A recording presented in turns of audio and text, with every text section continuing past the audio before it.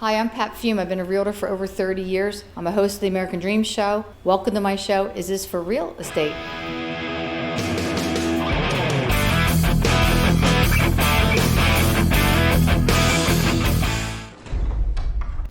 Welcome back. We're here with Laney from Laney Lane Photography. She does all my photos for the homes and the virtual tours. Thank you for being here with us today. Thank you for having me. So, I guess you have a lot of information, I would say, to sellers to get their houses ready to be photographed or video toured. What's your top tips, would you say, for sellers to get ready for your visit?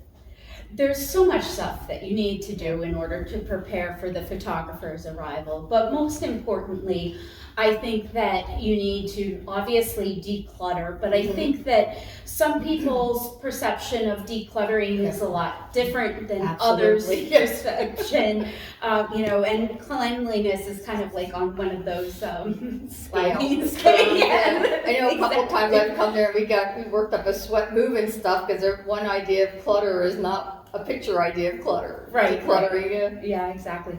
So when I say declutter, we're really talking about removing most of the personal items from the house. Bedside tabletops need to be completely clear of clutter. Coffee tables need to be, remove all of the stuff that's on there. Oftentimes I feel like sellers sometimes think that things are decorative when really what they do is they just distract the eye.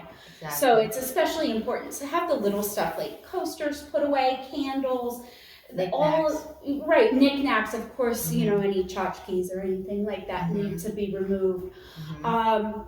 And I also find that it's great to have the trash cans put away. That's a good idea. Yeah, we don't like to have trash cans in any of the pictures, so. And probably even cat and dog bowls and stuff. Oh, absolutely. Anything that indicates. Boxes. Oh God, no.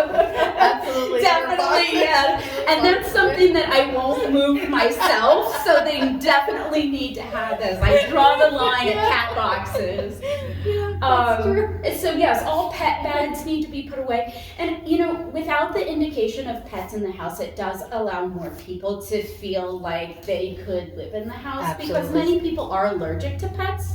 That's so true. Yeah. When you don't have any indication that there's pets in the house, it's more inviting for everybody. Yes, exactly. So I also find that it's important to have all of the appliances cleared off of the countertops.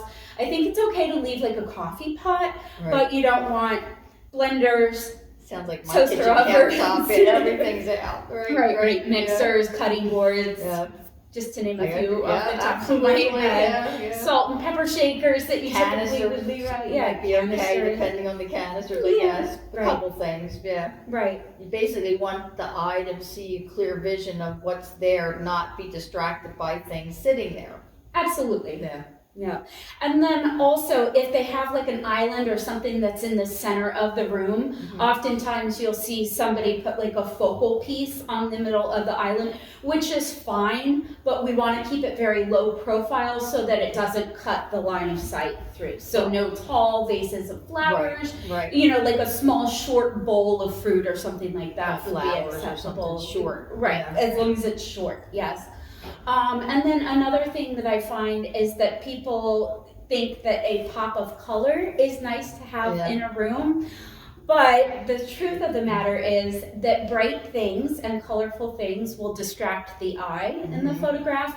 So if you have a neutral room, you really want to just keep everything keep it neutral, and that brightly colored things are just going to kind of take away from the overall feel of the picture. That brings me to a question, do you think if somebody has like a really bright accent wall that you think that maybe might be too much, should they consider repainting it even? Even that, for a realtor's point of view, we can use that to maybe get someone to change something that maybe is not the norm. I had somebody had a bright orange room because of flyers, has a lot of orange, Well, yes, to your point, I think it's a great idea if something is a little bit too loud in the room, yes, to tone it down. So I always tell my clients, blame it on your photographer. Yeah. And so you can tell your sellers, my photographer says that brightly colored painted walls are really not good for the pictures, so it would be better if you painted this. Then of course it's not you determining that it needs to be painted. It's coming from somebody else, not me. Right, exactly. So I think that helps you, as the realtor, helps you out to be able to defer anything that might be conceived or perceived as negative, because I don't have to deal with them except for the one time that I'm at their house. So blame it on me. Any other tips? Because I know you do a lot of virtual tours. Like I've been doing virtual tours with you for a long time, and since I've been doing this show that I've been doing, The American Dream, I've actually been doing short videos where I'm in them for the internet and for marketing and media. Do you have any tips for realtors that want to start maybe doing them? Videos are always a great option to help sell the homes. It's a vital part of the marketing plan.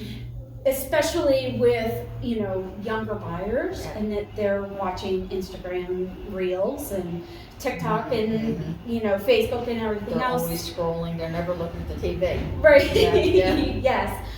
So you're really capturing your audience and really developing a solid marketing plan when you're using all different types of media. So I would highly recommend them.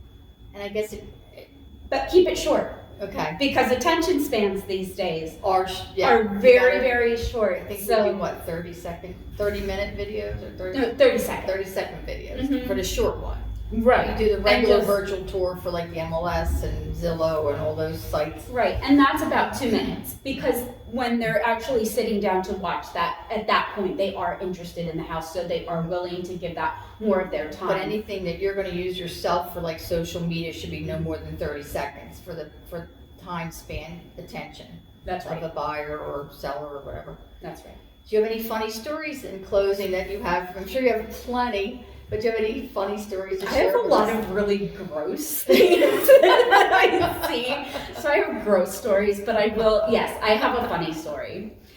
So I was photographing a home one time, and the house had already creeped me out a little bit. I've had houses like that, yeah. Yes. So I had gone into the upstairs area and had been shown by the seller that the bookcase that was on the wall was actually not a bookcase. It was a door into a completely separate part of the house. So there was like secret rooms in this house. Oh, wow. So I had proceeded through the bookcase door and was photographing the rest of the house, and I decided, well, if there's a bookcase, I'm going to open all the doors, because who knows what it leads into. So I opened up this door, and in front of me was a 6-foot-tall mummy with bright red eyes.